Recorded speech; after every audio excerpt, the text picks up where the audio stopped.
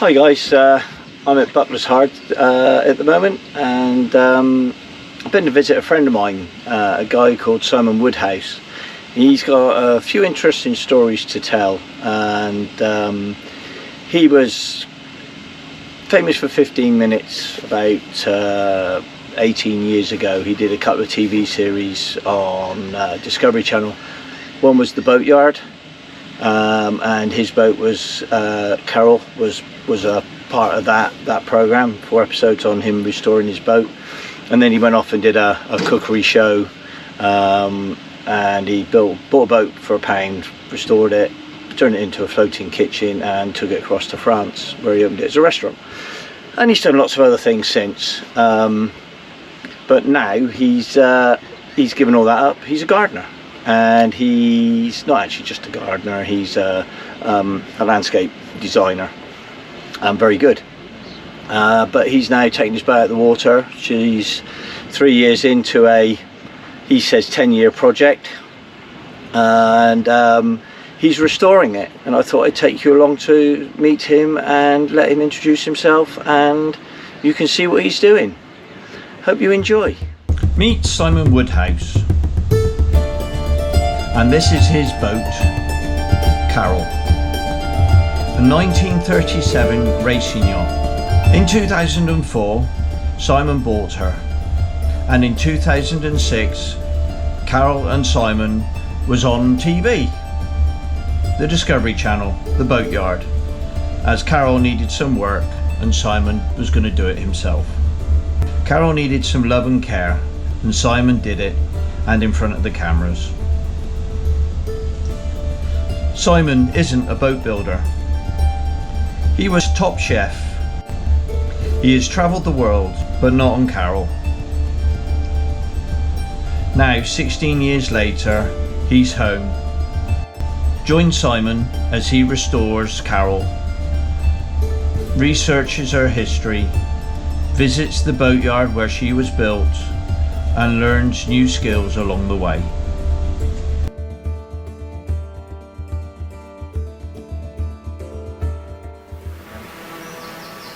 So you know that those original programs were 17 years ago, and I've never owned a TV. So that was the Boatyard? That was the Boatyard program, yeah. With Tom Cunliffe.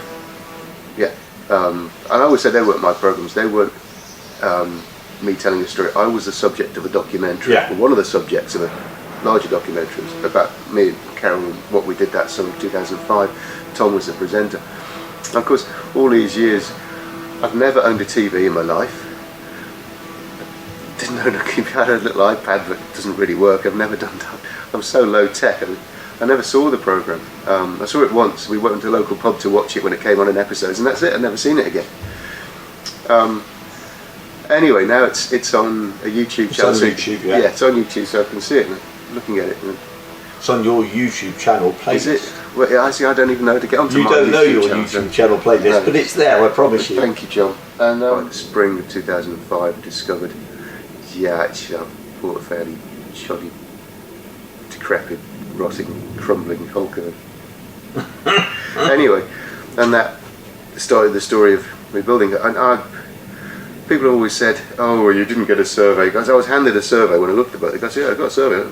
Okay, well, and I looked. Do you know what? If you'd had the survey, I'd have still bought it. You'd have bought it anyway. I'd have bought this boat anyway. Yeah. I'd fallen in love with her. Yeah. I say her, it's not it. Weird stuff, isn't it? But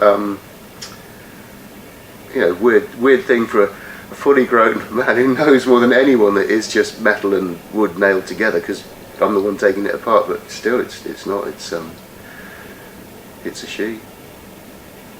Weirdness. Anyway, I'd already fallen in love with this boat, and there's nothing you can't fix if you're positive and you oh yeah, I can fix that. I'll take it anyway. I think I paid a bit much is all. The best thing I ever did in life was buy this boat. Yeah. It's been my home. It's been my anchor. It's been my rock at times. You know, my life has been a crazy ride of travelling and journeying as a chef and becoming ill, the depression stuff, all the way through. It's been this and a purpose to do things. and no one else is going to do it. That is very true. And if you do get attached to wooden boats, as I seem to become, you start to defend them all. There was a little wooden boat sitting out here for the couple of years that I've been here. Just so sad to see it, with dripping through its canopies, filling itself up with rainwater. It's just criminal to do that to a boat. I actually felt for it and went to try and raise the canopy up so it wouldn't drip. It's just caring for things. Yeah, it's freshwater does more damage than salt, doesn't it? Yeah, salt pickles them. Yeah, I've never ever found rot in the lower timbers of a boat. There's weaknesses at the bottom of the steamed in ribs where they've been sat in water, and so it just destroys the fibres of the wood down there after 80 odd years. But it's not rot down there. Salt preserves things. You get rainwater in, fresh water, they rot from the inside out then. And I've had some issues of rot because of previous bad repairs with previous ownerships. Some of my repairs have been on the fly, but the decision that somebody made when they sheathed the deck, and they did it badly, so water got underneath it, and that's why I have to change. I've got some issues on the beam shelves, but considering that was for 15, 20 years that was happening, water was getting in, it's in remarkably good condition. A credit to the materials she was originally made of. Yeah, absolutely. So I had nothing I can't fix anyway. So yeah, people seem to say, oh, it's huge, you'll never do it, it's amazing, it's incredible. It's nice. Change keel timber. Oh, and then do the stem and the stern. They're nice little projects on their own. Oh, a bit of framing. Chuck some planks on. Afternoon's work. What should we do tomorrow? Should we go out? Yeah. Do you know what? I did think about slapping some garbage back in her and selling her on. Alright, darling, I'd be a lot fatter if I didn't have this, I'm sure. Well, you're an active man anyway. You do your gardening and your garden design and all that lot to help fund this. Well, that's life. Yeah, I said, because at the point of taking this project on and confessing that I really had to do it, biting the bullet, I had to change life too. Up until this, I could come to the end of my career in cooking food, but that was still I was still looking at running catering businesses, and my hands were, my income was from cooking food. At the point of taking this on, it becomes very quickly apparent that doing something like this is a sum of the money to do it and the time to do it. And the reality for a chef, at whatever level of the food industry you're at, you're never going to have the time and the cash. I could make the cash, but I'd be asleep when I got here. Even business ownership, even catering business ownership and things that would make the money to do this, wouldn't have the time to do this. And so I dropped out of it. I went back to my first career, so I was a landscape architect trained, and I trained to do that. Came out of college pretty much on Black Wednesday with a degree in landscape architecture. Very quickly found out, over the next couple of years, found out that there was no point putting me in an office.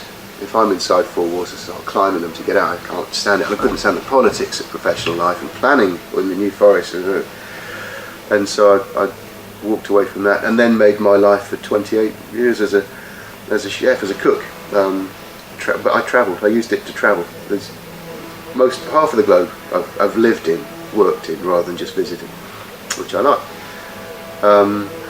I never meant to come back to landscape, and I still couldn't bear to be in an office in design. So I've built a business to build the boat, and that business is very much hands-on. I'm designing and building gardens, landscapes, commercial stuff, but I prefer private gardens for people. It's creative, it's outdoor, it's active, it's paying for this, and I've got the time. I've got my life back from being a chef. Life balance. Yeah. Well, I'd say I've got my life back. It was an interesting life. It was a good life travelling as a chef. And I lived in Switzerland for 12 years, up an Alp. I lived in Abu Dhabi on an island. I lived for a year in the most beautiful country in the world, in British Columbia, Canada, and travelled extensively through the fields and that area. It was a stunning time. I lived in Beirut for 3 months. I've been through Suez. I've been to the Maldives. I've been to the Caribbean. There's not much of the northern Mediterranean I haven't been. And as a chef, of course, you're off the boat buying food and meeting people. It's a fantastic life. But to do this, I had to get life back. Change. build a boat, build a business. So those two things are, yeah, that's why I'm tired all the time. Should we have a look inside? Come on.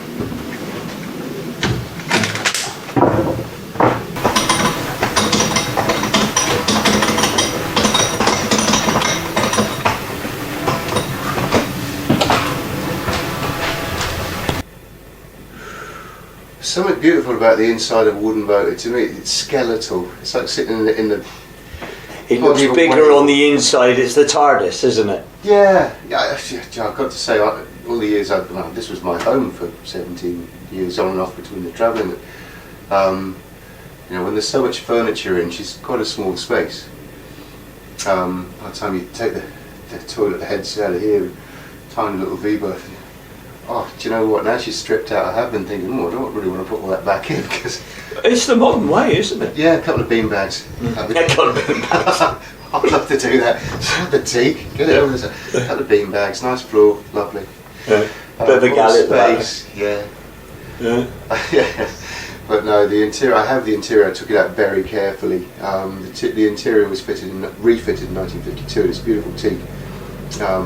So. I did think, do I go back to 1930s style? But no, I'll put that teak back in the saloon and I'll build a 1930s style forepeak. So, because I don't have that in teak. Anyway. But yeah, this is the inside. And that timber that I was stroking lovingly and grazing down with a big plane outside is this one. So this is the Keel Timber. You can see it here. And it's that widest point. So okay. I have an 18-inch wide timber outside, and that only needs to be that wide at this point here, and then you can see it tapers in and very very quickly in at the front, so it's like a big thin fish shape, and that's the these here are the keel bolts that you're having to take out at the moment. So the Keel Timber is the very foundation of a wooden boat construction. This is laid first, cut. It's taken off the lofted with the plans, measured, cut, set up at the right angle, and then all of the rest of the construction of it happen upon it.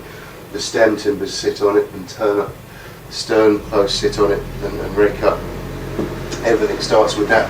So therefore it's the first thing to change when I'm rebuilding.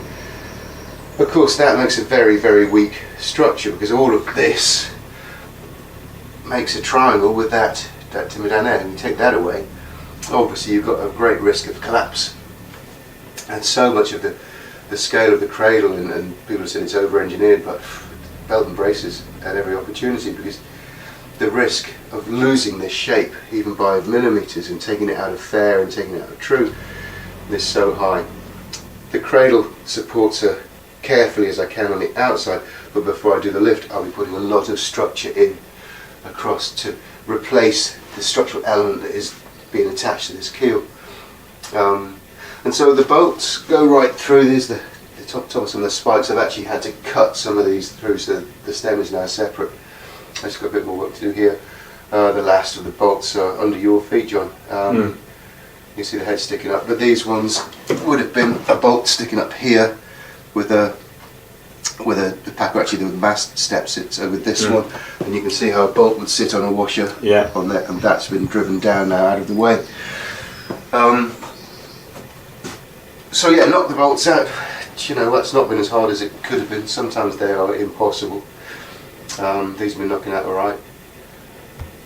Then I had to turn my attention, right, let's get that cradle really strong and pulled together and braced, and I literally have to knock three more bolts out, and I'm kind of ready to lift. Wow. I've got a question for you. It's a debate we've had drunken on many a night As together. if we drink, John, as if we drink. Yeah.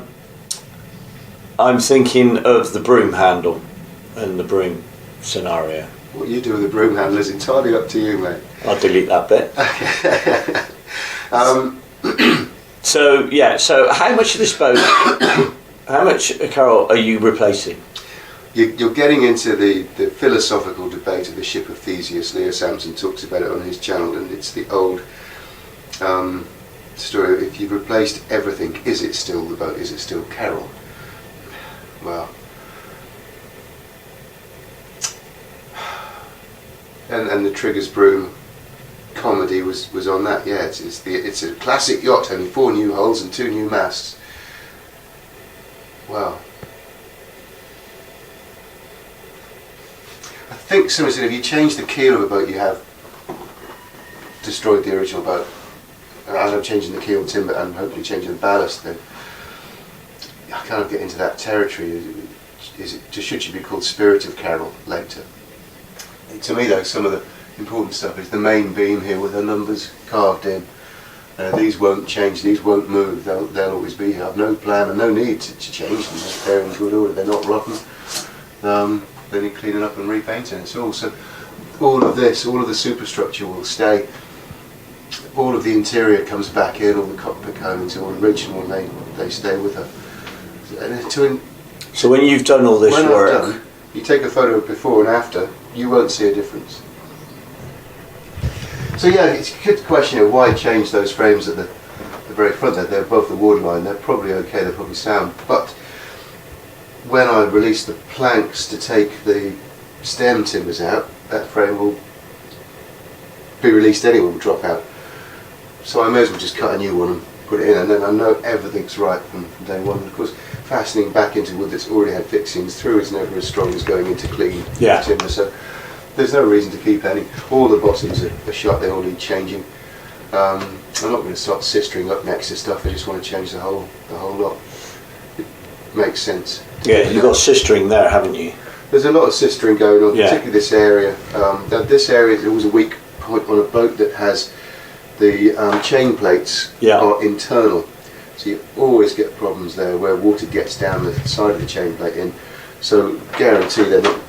I changed the chain plates to stainless steel 6 or 7 years ago, and so all these timbers I put in at that time,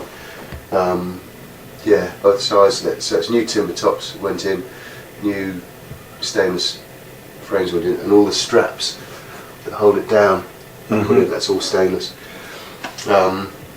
Stainless is not a solution to the iron issue with the boat. Stainless is just as bad. It's above the waterline, and I have to do it. But when I do it again, I'll do it in bronze.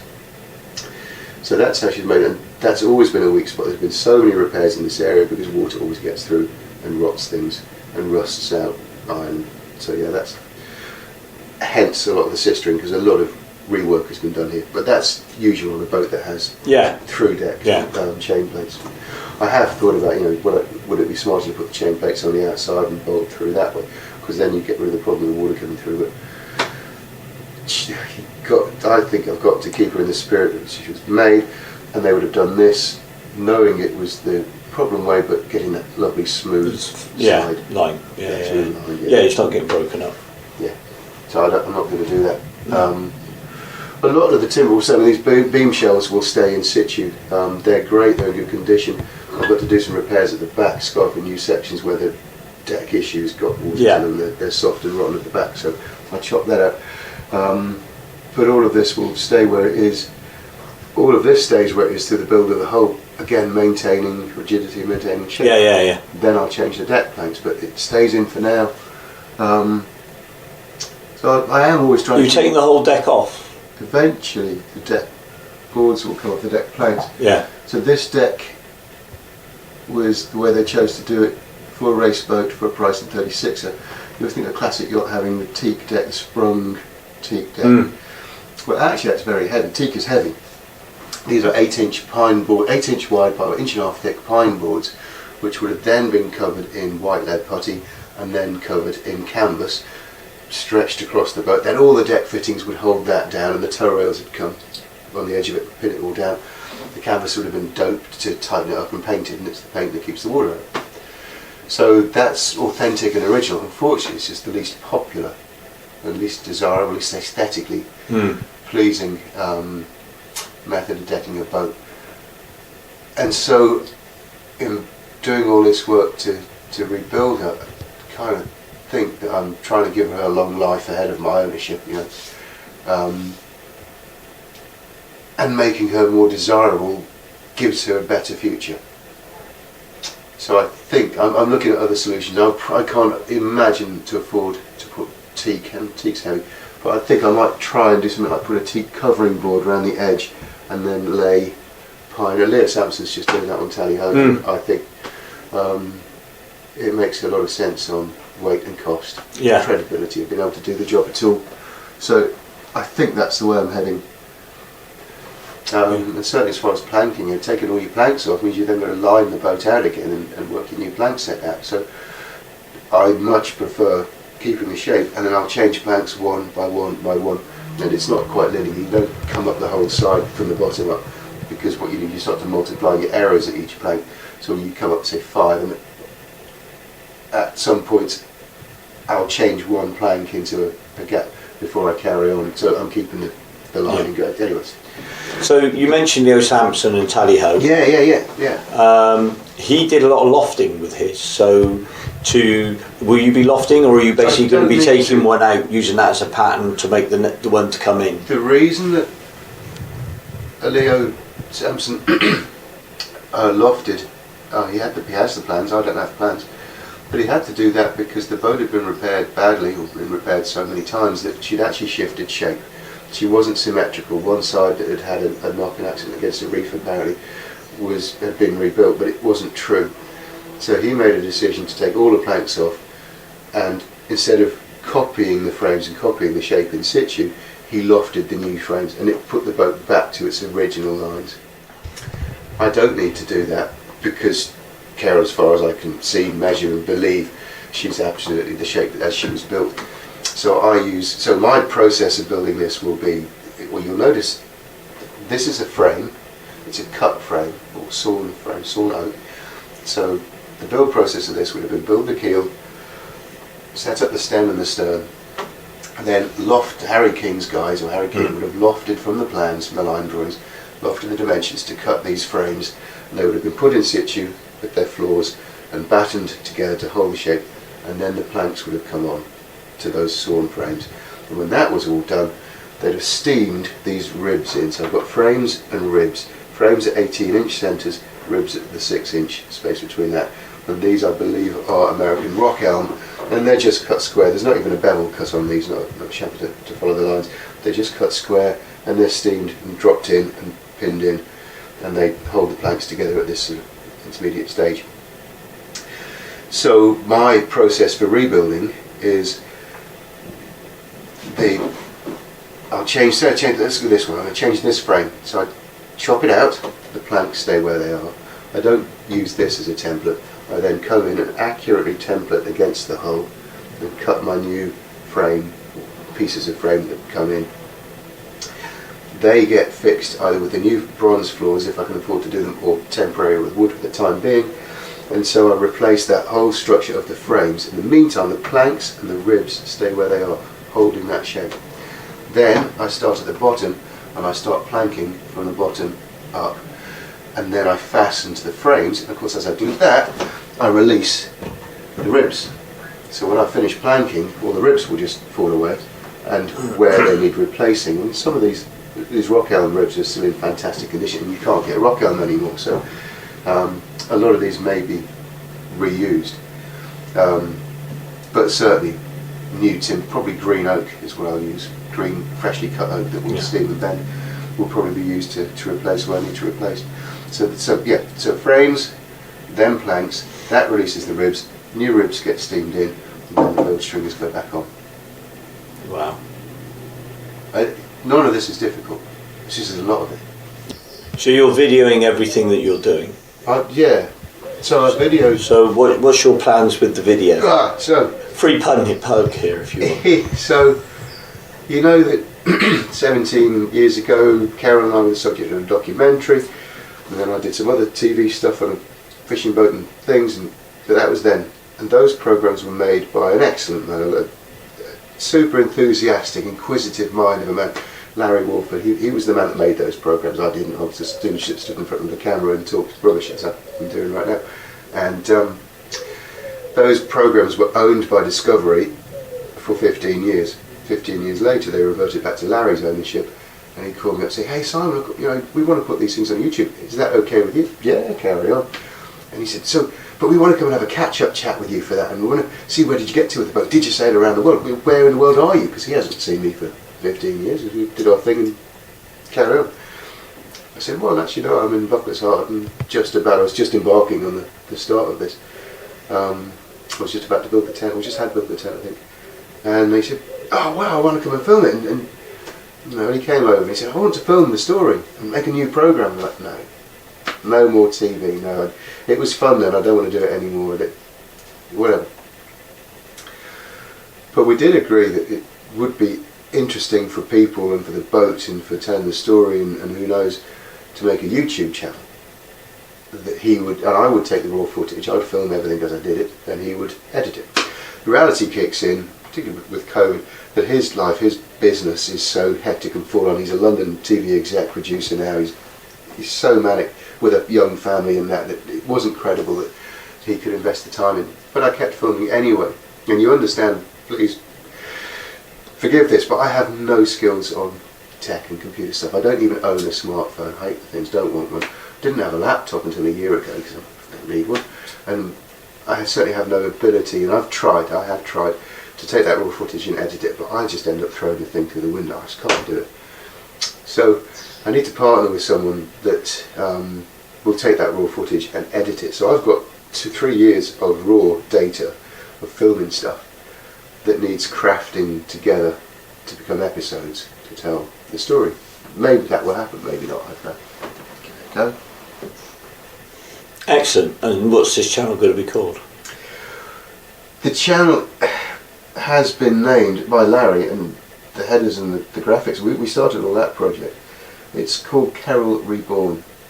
I have Facebook pages, Keryl Reborn and Keryl Confidential, to talk to us, but pretty much ground to a halt because the lack of skills to edit stuff, to actually make a watchable series of films. We'll get there one day. So if people were to come and watch your YouTube channel, what can they expect? People watching my YouTube channel will see the painfully slow dismantling of a classic boat by an idiot. It's not exactly what I was looking for there. So there you will see. It's the warts and all, I suppose. It's the nuts and bolts of. I think the reason for me doing it, one, it tells her story, it records her story. Me, I was considered a custodian of this boat for this part of her life. I still have connection to people who used to own it. There still feels like just a one generation gap between me and the people who had built this boat. I met Jeff King, Harry King's grandson, but he's a very old man and very infirm now. There's no one else who's going to get that chance to connect with it, and it seems down on me to record that as much as I can. The lovely lady Penny Deacon, who lived on this boat as a companion of the man that owned it through the 60s into the 70s, she and I have met, and she's told me the tales of the cat that used to sit on the engine box and leap through the window to catch the flying fish that were fluttering on the deck, and that was his favourite thing to eat. You know, all those tales that are the enrichment of her history, the pages of her history book, are sort of slowly fluttering away, and I think it's my job to catch those pages and tell the story. I'd like to. So there's that. There's also in some hope to say to people with wooden boats, you can do this, you can fix it. You know, it's a sad tale. A guy approached me and was talking to me, he owns a wooden boat. He'd just been quoted $35,000 to do some refastening, and he's like, I can't afford to keep it going. And you know that with wooden boats, the yard's charging that much to do it. That's why they keep falling off, as well as less and less and less of them, because they just become beyond economical repair if you have to employ a boat yard to do it. Boat yards have to be that rate because there's nothing cheap in marine. And so saying or showing that, yeah, this is how you do it, and making it possible that a gardener, chef can do it, I suppose is, maybe that's just a fanciful reason or romantic reason, but yeah, it's one of them for me.